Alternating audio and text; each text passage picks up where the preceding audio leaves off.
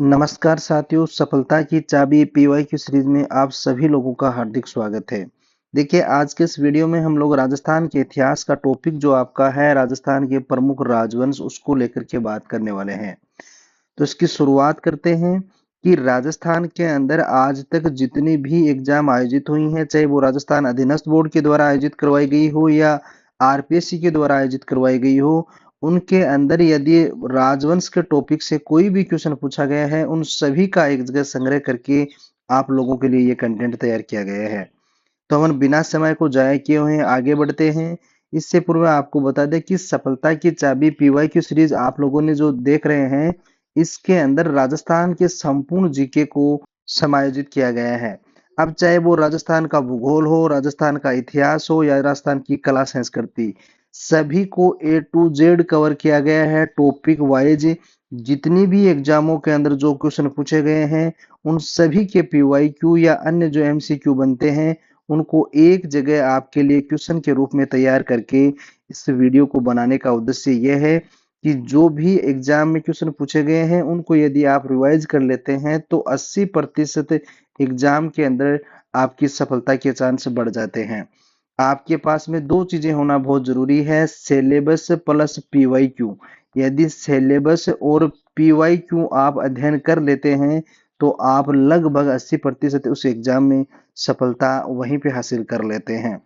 अब अपन पढ़ते हैं कि राजस्थान का जो आपका टॉपिक है राजवंश, ये थोड़ा बड़ा टॉपिक होने वाला है। इसके लिए अब की 2-3 पार्टों के अंदर इस टॉपिक को पूरा करने वाले हैं। तो आज के इस टॉपिक के अंदर पर गुर्जर प्रतिहार वंश व राजपूतों की उत्पत्ति से संबंधित जितने भी क्वेश्चन बन सकते हैं, उनका अध्ययन हम लोग करेंगे। आंसर की यदि बात करें तो ऑफिशियल आंसर की, चाहे वो बोर्ड के द्वारा जो जारी की जाती है, उसके अंदर अंतिम रूप से जो आंसर आपको माना गया है, उसी के आधार पर यह कंटेंट आप लोगों के लिए तैयार किया गया है। तो अपन बिना समय को जाया किए हैं टॉपिक की शुरुआत करते हैं। पहला क्वेश्चन आपका है कि राजपूताना का नाम का प्रयोग सर्वप्रथम कब व किसने किया था? राजस्थान पुलिस कांस्टेबल 2014 और जेईएन विद्युत डिग्री 2020 के अंदर आपका ये क्वेश्चन पूछा गया है। तो ऑप्शन नंबर एक आपका सही हो जाएगा। कब किया गया था राजपूताना शब्द का प्रयोग? 1800 ईस्वी के अंदर। और किसके द्वारा किया गया था? जॉर्ज थॉमस के द्वारा। देखिए, राजपूताना का जो शब्द है, ये सर्वप्रथम 1800 ईस्वी के अंदर जॉर्ज थॉमस राजपूताने में झांझ फिरंगी के नाम से प्रसिद्ध हैं। कौन? George Thomas. इनको किस नाम से जाना जाता है? झांझ फिरंगी के नाम से। राजपूताना का नाम का प्रयोग इन्होंने सर्वप्रथम किया था। कर्नल जेम्स टोड ने राजपूताना का इतिहास लिखते समय राजस्थान शब्द की प्रदेशवाची संज्ञा 1829 में अपने प्रकाशित पुस्तक जो थी annals and activities of Rajasthan के अंदर प्रयोग किया था। देखिए, राजस्थान शब्द का सर्वप्रथम प्रयोग किसने किया था? कर्नल जेम्स टोड ने 1829 में जो अपनी पुस्तक प्रकाशित की थी एनाल्स एंड एक्टिविटीज, उसके अंदर इसका प्रयोग किया गया था। 1949 ईस्वी से पूर्व राजस्थान नाम से किसी भौगोलिक इकाई का अस्तित्व नहीं था। राजस्थान शब्द का प्राचीनतम प्रयोग राजस्थान द्वितीय विक्रम संवत 682 में उत्कीर्ण बसंतगढ़ शिलालेख के अंदर ये देखने को मिलता है। यदि भौगोलिक रूप से 1949 से पहले राजस्थान नाम से कोई इकाई नहीं थी, लेकिन सर्वप्रथम जो इसके प्रमाण जो मिलते हैं, वो सिरोही का जो बसंतगढ़ शिलालेख था 682 विक्रम संवत के अंदर इसको उत्कीर्ण किया गया था, उसके अंदर देखने को मिलता है। लेकिन यदि बात की जाए कि राजस्थान शब्द सबसे पहले प्रयोग किसने किया गया, तब आपका नाम आता है कर्नल जेम्स टोड, जिन्होंने राजस्थान शब्द का प्रयोग किया था अपने 1829 में जो पुस्तक प्रकाशित की थी annals and activities of Rajasthan, उसके अंदर। स्वतंत्रता के बाद में जब प्रदेश की विभिन्न रियासतों का एकीकरण हुआ तो 30 मार्च 1949 को सर्वसम्मति से इसका नाम रखा गया था। एकीकरण के समय में जब 30 मार्च 1949 को जो एकीकरण हुआ था, उसके अंदर राजस्थान का नाम सर्वप्रथम सामने निकल करके आया था। 26 जनवरी 1950 को औपचारिक रूप से संपूर्ण भौगोलिक प्रदेश का नाम राजस्थान स्वीकार किया गया था। यानी कि जब राजस्थान का संपूर्ण भौगोलिक प्रदेश का नाम रखा गया तो ये 26 जनवरी 1950 को इसका नाम सर्वसम्मति से पास किया गया था। नेक्स्ट, राजस्थान आज के राजस्थान को 19वीं शताब्दी में राजपूताना नाम किसने दिया था? आरपीएससी एलडीसी एग्जाम 2012 के अंदर आपका ये क्वेश्चन पूछा गया है। तो इसकी चर्चा हाल ही में अपन ने की है कि कर्नल जेम्स टोड के द्वारा। नेक्स्ट, अंग्रेजों के समय में राजस्थान को किस नाम से जाना जाता था? राजस्थान पुलिस एएसआई 2007 और राजस्थान पुलिस कांस्टेबल 2020 के अंदर आपका यह क्वेश्चन पूछा गया है। तो अंग्रेजों के समय में आपको पता है किस नाम से जाना जाता था? राजपूताना के नाम से जाना था। ऑप्शन नंबर 4 आपका सही हो जाएगा। देखिए, इन क्वेश्चन जो हैं ये एग्जाम में जिस प्रकार से पूछे गए हैं हूबहू वैसे के वैसे क्वेश्चन आपको हल करवाए जा रहे हैं। इसका उद्देश्य यह है क्यों एक एग्जाम में पूछा हुआ क्वेश्चन दूसरे एग्जाम में निश्चित रूप से पूछा जाता है, उसकी थोड़ी बहुत लैंग्वेज चेंज की जाती है। और वो लैंग्वेज किस प्रकार से चेंज की जाती है, इसी चीज को आपको दिखाने के लिए सारे के सारे क्वेश्चन यहाँ पे लेकर आए गए हैं। नेक्स्ट, भारतीय इतिहास में राजपूत वंशों का प्रभुत्व कब से कब तक की अवधि के दौरान रहा है? राजस्थान पुलिस कांस्टेबल 2022 में ये क्वेश्चन आपका पूछा गया है। तो देखिए, ऑप्शन नंबर 1 आपका सही हो जाएगा। जो राजपूत वंश थे इनका प्रभुत्व जो रहा था 8वीं शताब्दी से लेकर के 12वीं शताब्दी के मध्य देखा जा सकता है। इसका एक क्वेश्चन आपसे इस प्रकार से भी पूछा जाता है कि एक इतिहासकार हुए हैं, इनका नाम था स्मिथ। इनका नाम पर्टिकुलर देकर के आपसे पूछा जाता है कि स्मिथ के अनुसार जो राजपूत वंश थे इनका प्रभुत्व राजस्थान के भारतीय इतिहास में कब से कब तक रहा है? तब आपका इसका आंसर हो जाएगा कि 7वीं जो शताब्दी थी उसके मध्य से लेकर के 12वीं शताब्दी तक माना है उन्होंने। ये क्वेश्चन पूछा जाता है आपका। यदि आपसे सीधा ऐसे पूछा जाए कि राजपूत वंश जो वंश थे उनका प्रभुत्व कब से कब तक रहा था, तो आपका आंसर होगा 8वीं से 12वीं शताब्दी के मध्य। और यदि आपसे पर्टिकुलर इस इतिहासकार का नाम देकर ये पूछा जाए कि स्मिथ के अनुसार राजपूत वंशों का प्रभुत्व कब रहा था, तब आपका आंसर हो जाएगा 7वीं शताब्दी के मध्य से लेकर के 12वीं शताब्दी तक राजपूत युग कहा गया है। नेक्स्ट, राजपूत वैदिक आर्य की संतान है, इस मत के प्रतिपादक थे। आरपीएससी 3rd ग्रेड टीचर 2009 में यह क्वेश्चन आपका पूछा गया है। तो ऑप्शन नंबर 3 आपका सही हो जाएगा। गौरी शंकर हीराचंद जो ओझा हैं इन्होंने राजपूतों को वैदिक आर्यों की संतान कहा है। इनके और अन्य जो मत हैं उनके अनुसार क्या इनको मान्यता रही है?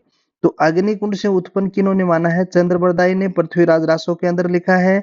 और यदि प्राचीन क्षत्रियों की संतान के रूप में बात की जाए तो सूर्यवंशी या चंद्रवंशी है, ये किन्होंने माना है? गौरीशंकर हीराचंद ओझा ने।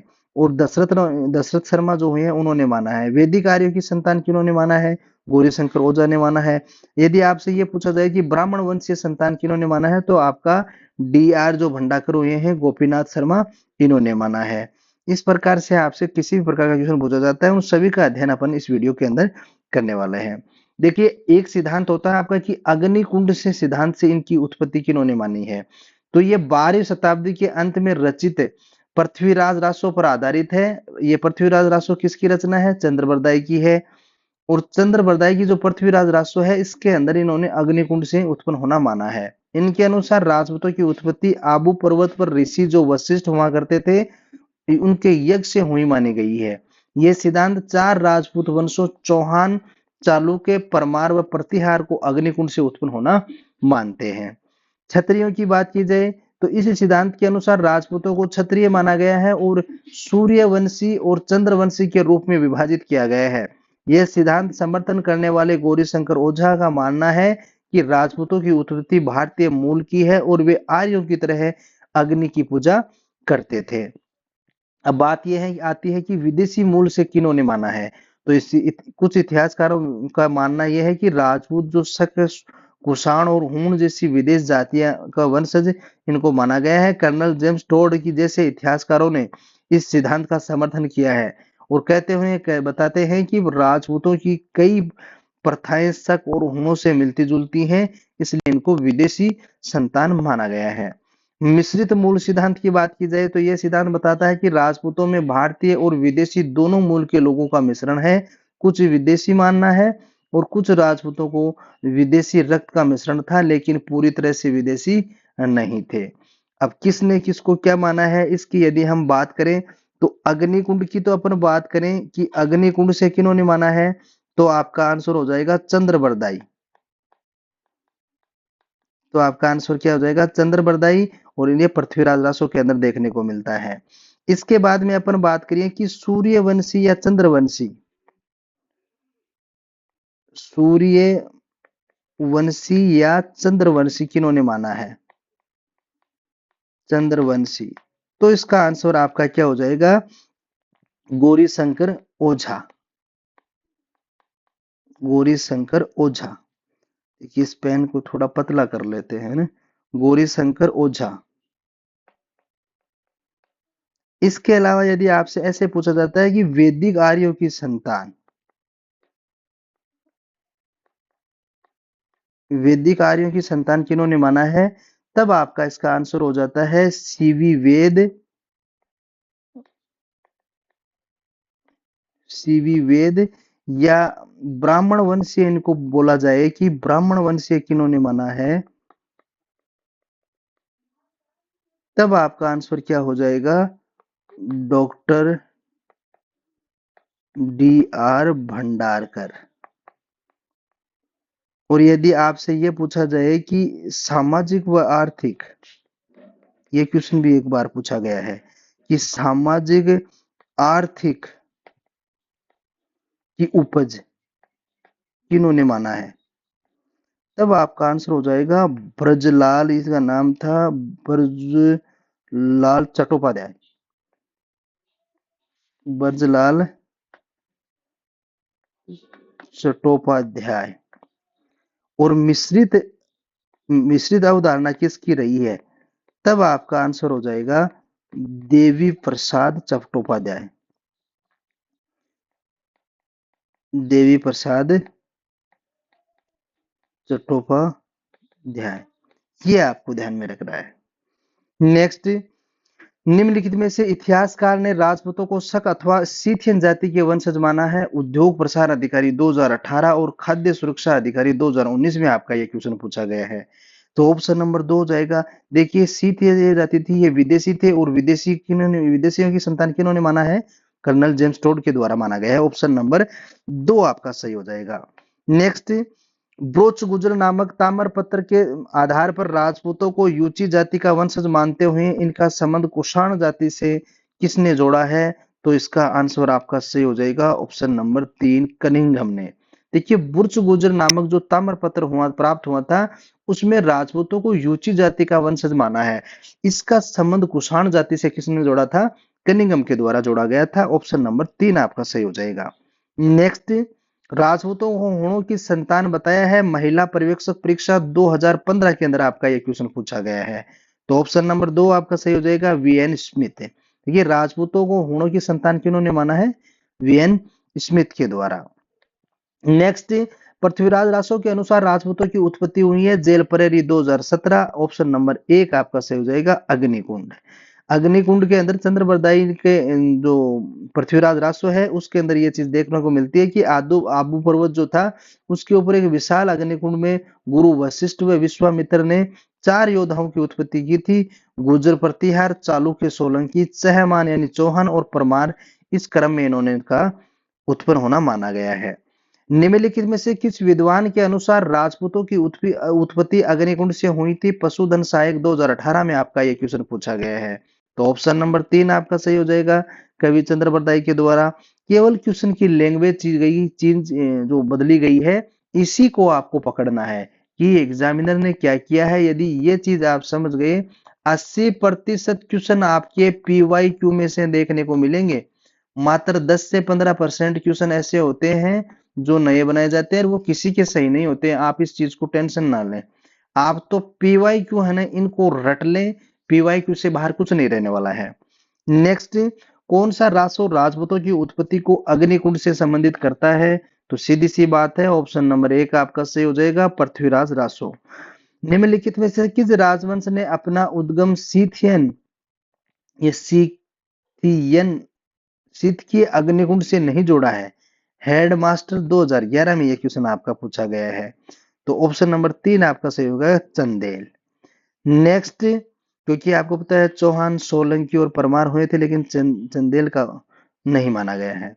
नेक्स्ट, निम्नलिखित में से वंश की उत्पत्ति अग्निकुंड से नहीं हुई है। उद्योग प्रसार अधिकारी 2018 में आपका क्वेश्चन पूछा गया है। तो सिसोदिया नहीं थे, चौहान, चालुक्य और परमार हुए हैं। नेक्स्ट, इतिहासकार आर.सी. मजूमदार के अनुसार गुर्जर प्रतिहारों ने कितनी शताब्दी तक अरब आक्रमणकारियों के लिए बाधक का काम किया था? यह सेकंड ग्रेड एग्जाम 2011 में पूछा गया है। तो ये 6ठी शताब्दी से लेकर के 11वीं शताब्दी तक इन्होंने नाक में दम रखा था।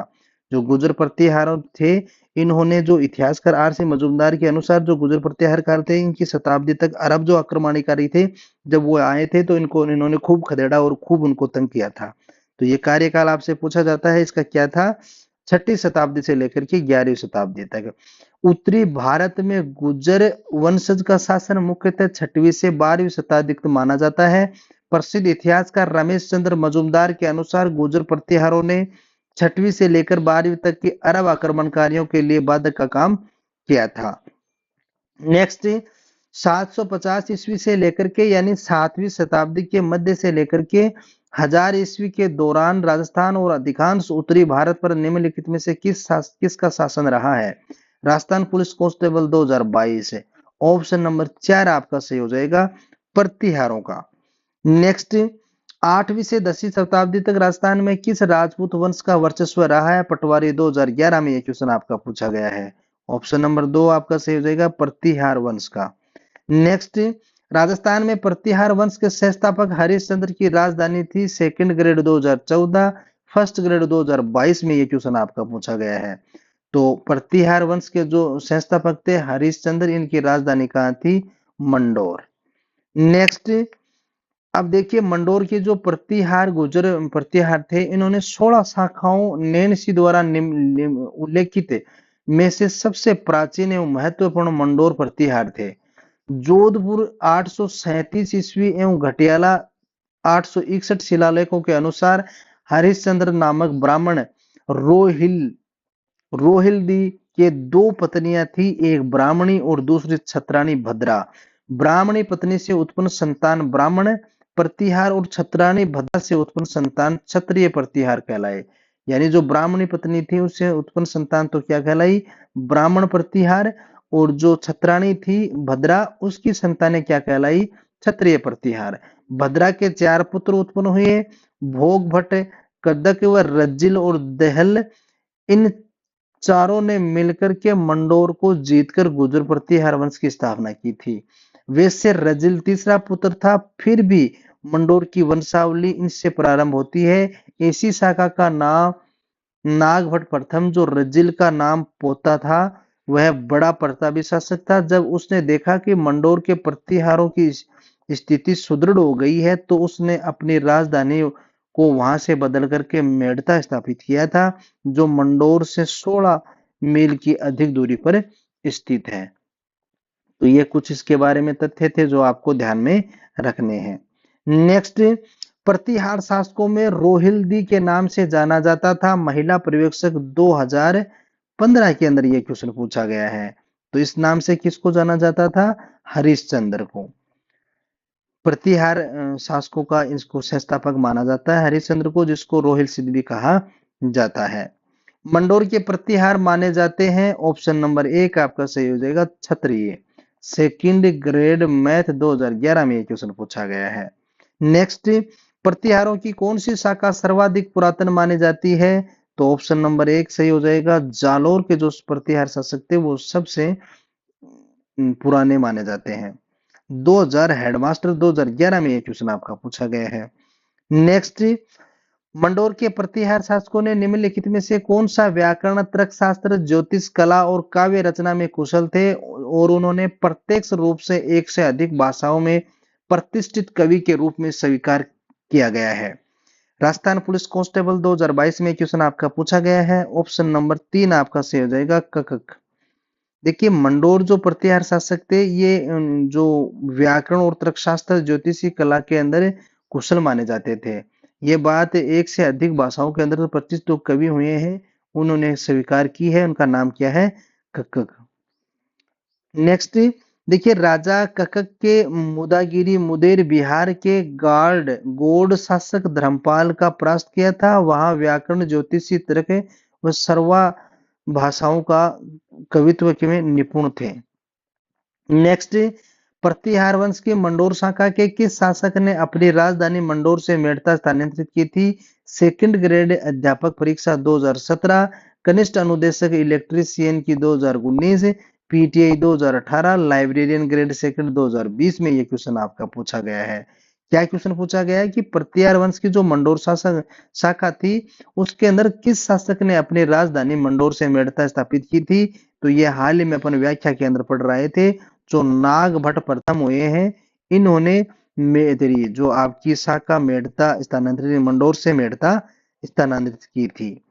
देखिए नागभट्ट प्रथम नरभट्ट का पुत्र था, जो नाहड़ भी कहते हैं। गठियाला शिलालेख के अनुसार नागभट्ट ने मंडोर के पूर्व राज्य की सीमा का विस्तार किया तथा मदोदक यानी मेड़ता को अपनी राजधानी बनाया। नागभट्ट की रानी जज्जिका देवी से दो महान गुणी पुत्र तात और भोज उत्पन्न हुए थे।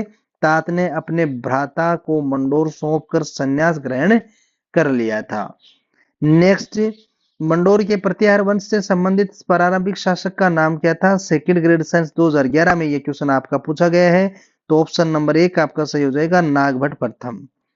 नागभट्ट प्रथम जो थे ये प्रतापी शासक माने जाते हैं। कन्नौजी प्रतिहार की नामावली नागभट्ट प्रथम लगभग 770 ईस्वी के आसपास में प्रारंभ होती है। कन्नौज प्रतिहार वंश के प्रवर्तक नागभट्ट प्रथम को नागावलोक भी कहते हैं। ध्यान में रखना, नागावलोक किसको कहा जाता है? नागभट्ट प्रथम को। नागभट्ट प्रथम को राजा भोज की ग्वालियर प्रशस्ति में नारायण की उपाधि दी गई है। उल्लेखित है कि प्रतिहार वंश के त्रिलोक के 3 लोक का रक्षक अद्भुत पुरातन मुनि नारायण का अवतार रूप राजा नागभट्ट उत्पन्न हुआ।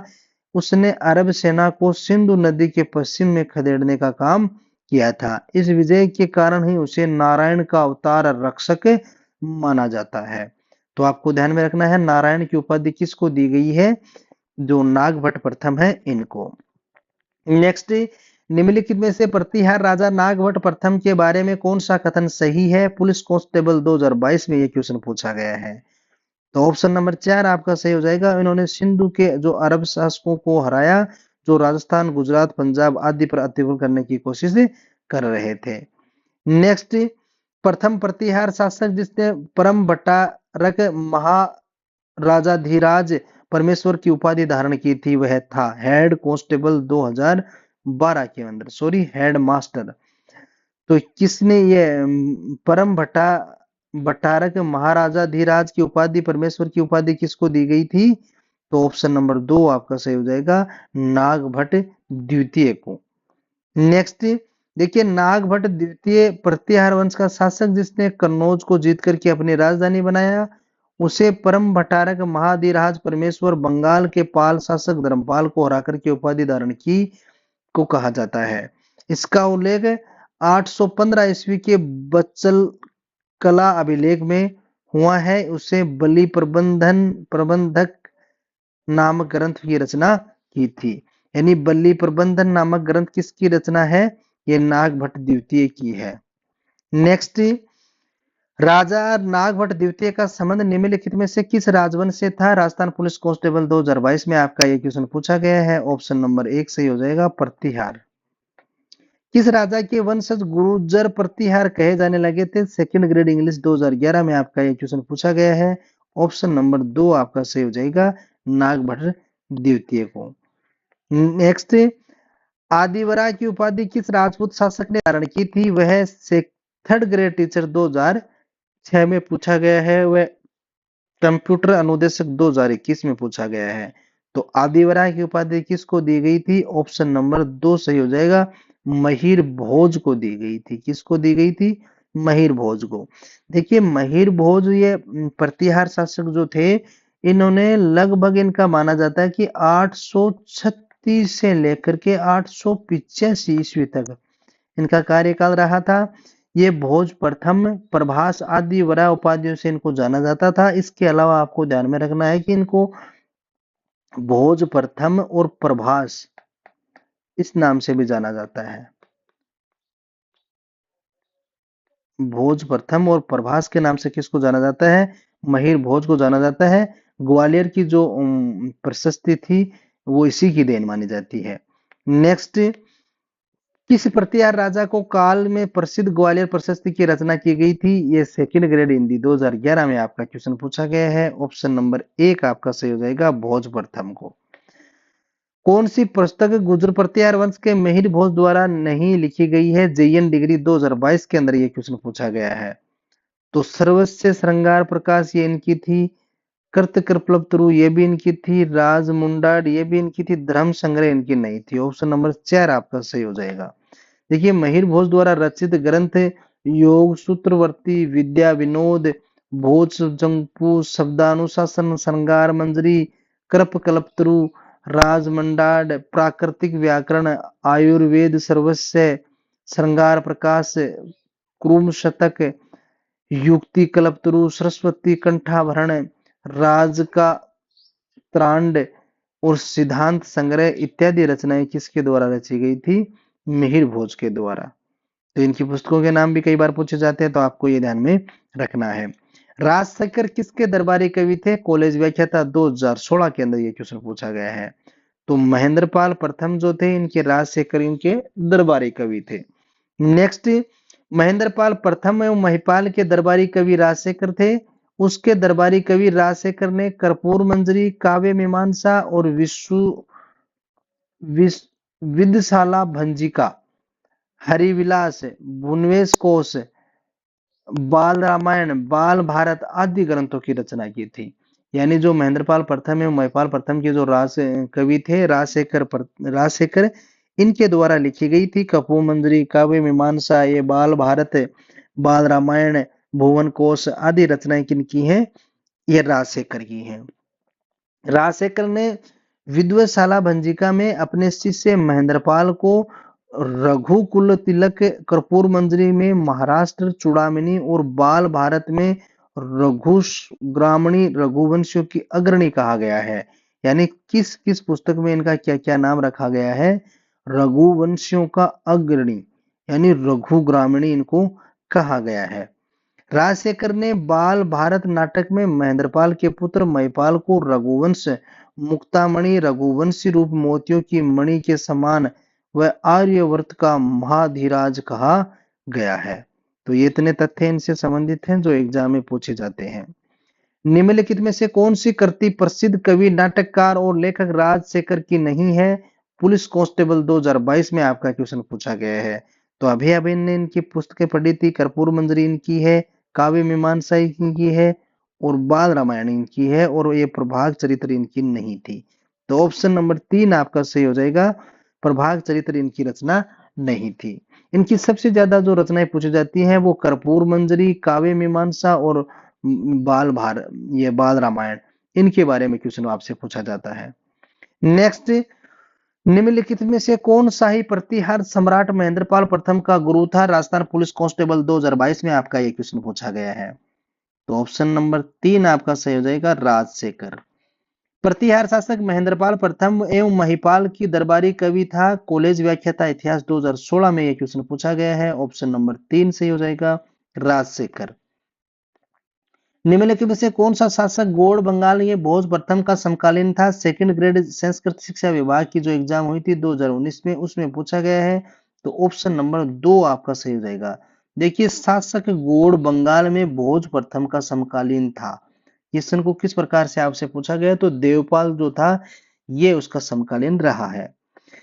अरब यात्री सुलेमान ने 851 में महिर भोज के कुशल प्रशासन की एवं शक्तिशाली सेना की प्रशंसा की है। राष्ट्रकूट शासक ध्रुव ने महिर भोज के दक्षिणी क्षेत्रों में विजय अभियान पर रोक लगाई, परंतु बाद में भोज ने राष्ट्रकूट शासक कृष्णा तृतीय को पराजित कर मालवा पर अधिकार कर लिया था। महिर भोज ने समकालीन पाल नरेश देवपाल ने भी युद्ध किया। देवपाल के उत्तराधिकारी नारायण पाल को बुरी तरह से परास्त किया गया था। तो ये इतने तथ्य हैं, ये आपको ध्यान में रखना है। इनके कुशल प्रशासन की प्रशंसा किसके द्वारा की गई थी? तो आपको ध्यान में रखना है, एक अरब जो ये यात्री थे सुलेमान, इनके द्वारा की गई थी। निम्नलिखित में से किस विदेशी यात्री ने गुर्जर प्रतिहार राजवंश की सैन्य शक्ति एवं समृद्धि का उल्लेख किया है? सेकंड ग्रेड अध्यापक 2017 में पूछा गया है।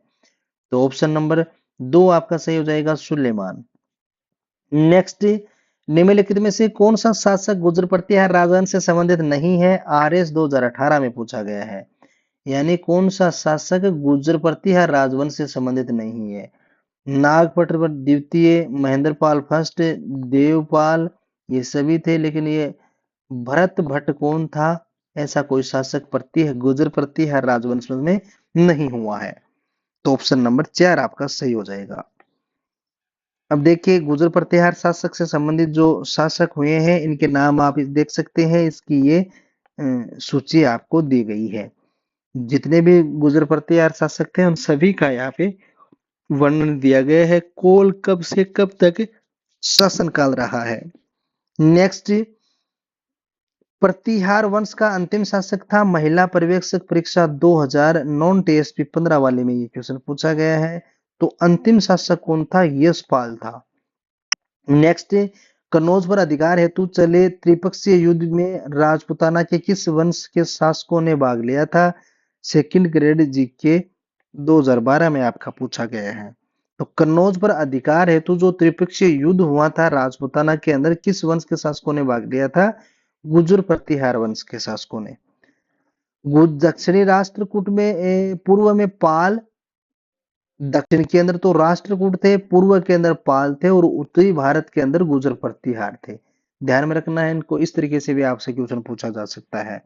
कन्नौज पर आधिपत्य के लिए इन तीनों महाशक्तियों के मध्य संघर्ष को त्रिपक्षीय संघर्ष कहा गया था। इसकी शुरुआत प्रतिहार नरेश वत्सराज ने कन्नौज के शासक इंद्रायुध को पराजित करने की थी। अंततः प्रतिहार इसके सफल हुए थे।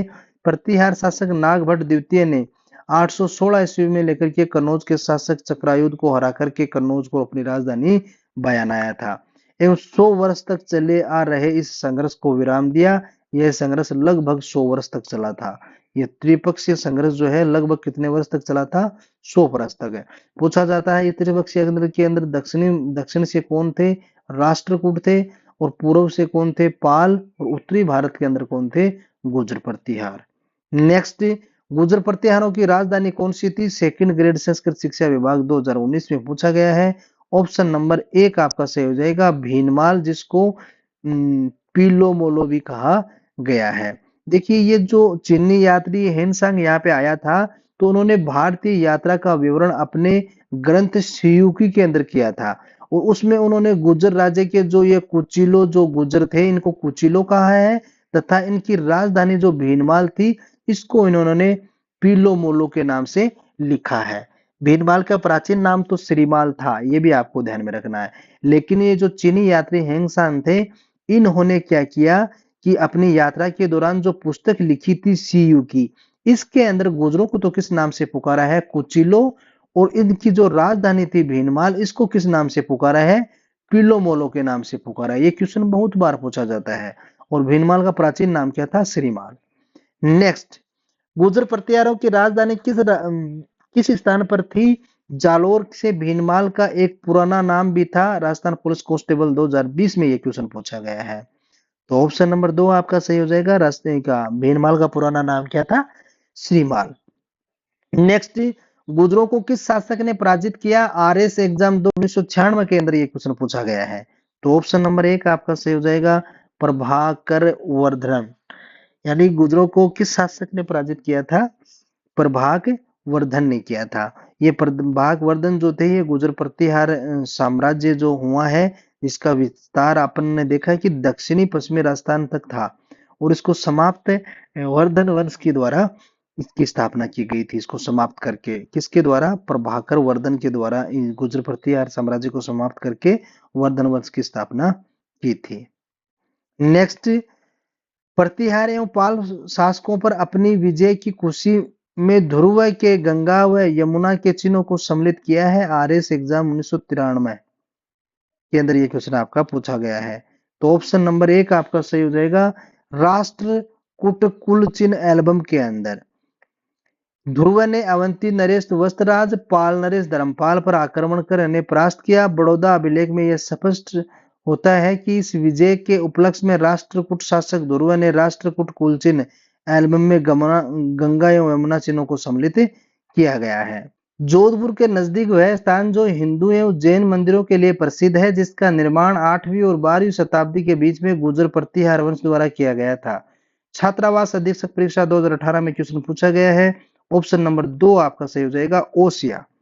देखिए ओसिया के अंदर जोधपुर में लगभग 65 किलोमीटर की दूरी पर फलौदी मार्ग पर स्थित है। ओसिया में श्वेतांबर जैन मंदिर, ओसवाल समाज की कुलदेवी सच्चिया माता मंदिर तथा सूर्य मंदिर के अलावा कुल 16 मंदिर हैं, जिसका निर्माण 7वीं 10वीं शताब्दी के मध्य प्रतिहारों के द्वारा करवाया गया था। नेक्स्ट, जोधपुर के निकट ओसिया में मंदिरों का निर्माण करवाया गया था। आरपीएससी टीचर सेकंड ग्रेड 2011 में यह क्वेश्चन पूछा गया है।